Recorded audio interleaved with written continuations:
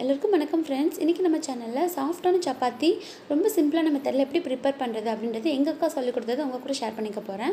நம்மள நிறைய பேர் பார்த்திங்கன்னா தயிர், பால், சுடு தண்ணி, சர்க்கரை, அதுக்கப்புறம் பேக்கிங் சோடா இதெல்லாம் ஒவ்வொன்றைத்தையும் பயன்படுத்தி சப்பாத்தி மேக் பண்ணுறாங்க. சர்க்கரைலாம் பார்த்திங்கன்னா உடம்புக்கு ரொம்பவே கேடு. நம்ம சுகர் கண்ட்ரோல் பண்ணணும், வெயிட் லாஸ் பண்ணணும்னு சொல்லி தான் சப்பாத்தியே சாப்பிட்றோம். பட் அப்படி இருக்கும்பொழுது நம்ம சீனி வந்து இதில் ஆட் பண்ணி செய்கிறது அந்தளவுக்கு ஹெல்த்தியாக இருக்காது. ஸோ ரொம்ப சிம்பிளான மெத்தடில் பிகினர்ஸ் கூட ஈஸியாக கற்றுக்கிற மெத்தடில் நான் சொல்ல போகிறேன். ஸோ வீடியோவை கம்ப்ளீட்டாக பாருங்கள். அதுக்கு முன்னாடி நீங்கள் இன்னும் நம்ம சேனலை சப்ஸ்கிரைப் பண்ணலைன்னா மறக்காமல் சப்ஸ்கிரைப் பண்ணிடுங்க. பக்கத்தில் இருக்கிற பெல் ஐக்கனை மறக்காமல் ப்ரெஸ் பண்ணுங்கள். ஃபஸ்ட்டு வந்து சப்பாத்தி மாவு பிசைகிறதுக்கு ஒரு அகலமான பாத்திரத்தை எடுத்துக்கோங்க.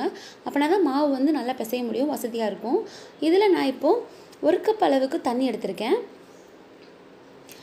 இதில் பார்த்திங்கன்னா நமக்கு சப்பாத்திக்கு மாவு எப்பயுமே பிசையும் பொழுது மாவு தளர்வாக பிசையணும்.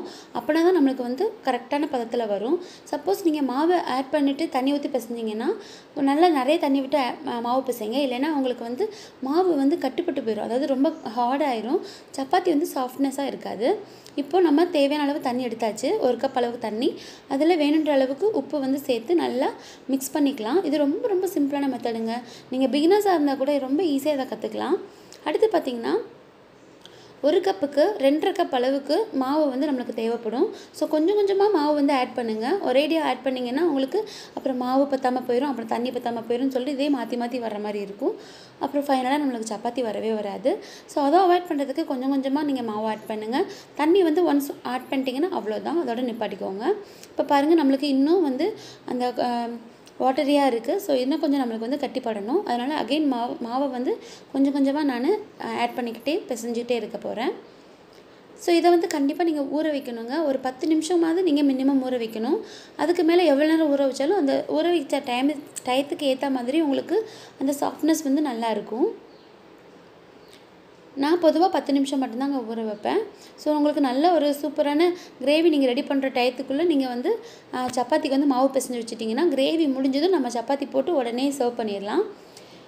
இப்போ நம்ம நல்லா பிசைஞ்சிக்கிட்டே இருக்கிறோம். இன்னும் மாவு வந்து கொலன்னு தான் இருக்குது. ஸோ ஃபைனலாக ஒரு கையில் ஒட்டாமல் வரணும் அப்படின்றதுக்காக கொஞ்சமாக ஆயில் எடுத்து இந்த மாதிரி மேல் டாப்பில் வச்சு நல்லா மடித்து ஃபோல்டு பண்ணணும். பொதுவாக சப்பாத்திக்கு வந்து மாவு பிசையும் பொழுது இந்த மாதிரி மடித்து பிசைஞ்சிங்கன்னா உங்களுக்கு சூப்பராக இருக்கும். மாவு வந்து நல்ல ஒரு சாஃப்ட்னஸாக இருக்கும். இப்போ வந்து 10 மினிட்ஸ் வந்து ஒரு ஈரத்துணியை போட்டு நான் மூடி வச்சுருக்கேன். அதுலேருந்து பாருங்கள், எடுத்ததுக்கப்புறம் இன்னும் கொஞ்சம் நம்மளுக்கு வந்து ஒட்டுது வந்து கையிலலாம் ஒட்டுது. ஸோ இதுக்கு என்ன பண்ணுறோம் அப்படின்னா, நல்லா மாவை தூவி விட்டுட்டு நல்லா அகெயின் ஒரு 10 நிமிஷம் நல்லா மடித்து பிசைகிறோம். ஸோ உங்களுக்கு பிசைய முடியல அப்படின்லாம் நினைக்காதீங்க, கண்டிப்பாக பிசைஞ்சு பழகுங்க. ஏன் அப்படின்னு சொல்கிறேன் அப்படின்னா, நம்மள வீட்டில் ஹோம் மேக்கர்ஸாக இருக்கிறோம். நிறைய பேத்துக்கு வந்து கையில் இருக்கிற சதப்பகுதி வந்து அதிகமாக இருக்கும்.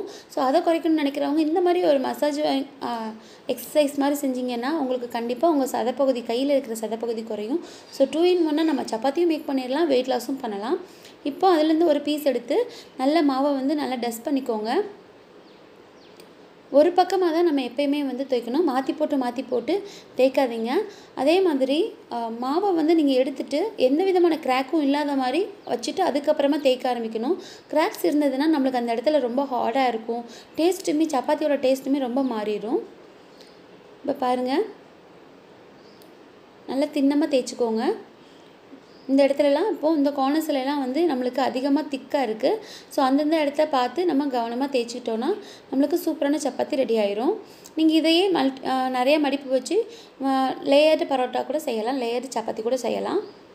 இப்போது நல்ல சூடான தவா, அதாவது அடுப்பில் வந்து கண்டிப்பாக ஹையில் வச்சுக்கோங்க. நல்ல சூடான தவாவில் போட்டிங்கன்னா நம்மளுக்கு அந்த நீர் குமிழ்கள்லாம் வந்து எந்திரிச்சு அழகாக ஒரு பஃபியான சப்பாத்தி கிடைக்கும். இப்போ நம்ம ஒன்ஸ் போட்டதுக்கப்புறமா வெறும் துணி அல்லது ஆயிலில் டிப் பண்ண துணியை வந்து இந்த மாதிரி வச்சு எடுத்து ரொட்டேட் பண்ணி விட்டிங்கன்னா நம்மளுக்கு நல்ல புஷ்ஷுன்னு வந்து உப்பி வரும். ரொம்ப நல்ல ஒரு பஃபியான சப்பாத்தி வந்து நம்மளுக்கு கிடைக்கும். இப்போ பாருங்கள் எந்த அளவுக்கு வந்து நல்ல பஃபியாக வருது பாருங்கள். ஸோ இந்தளவுக்கு குக்கானாலே போதும், ரொம்ப கருக விடணும்னு நினைக்காதீங்க, அப்புறம் டேஸ்ட்டு மாறி போயிடும். பாருங்கள் எப்படி வருது பாருங்கள், ரொம்ப பார்க்கவே அழகாக இருக்குது. இந்த சப்பாத்தி ரெசிபி உங்களுக்கு கண்டிப்பாக பிடிக்கும்னு நினைக்கிறேன். பிடிச்சிருந்ததுன்னா எப்படி இருக்குன்னு சொல்லி மறக்காமல் கமெண்ட் பண்ணுங்கள். நான் இதை வந்து ஜஃப்னா ஸ்டைலில் செஞ்ச ஒரு சம்பலோடு வச்சு சாப்பிட போகிறேன். உங்களுக்கு அந்த ரெசிபி வேணும்னா மறக்காமல் கமெண்ட் பண்ணுங்கள். இந்த ரெசிபி பிடிச்சிருந்தா மறக்காமல் லைக் பண்ணுங்கள், ஷேர் பண்ணுங்கள், கமெண்ட் பண்ணுங்கள். தேங்க்யூ ஃபார் வாட்சிங்.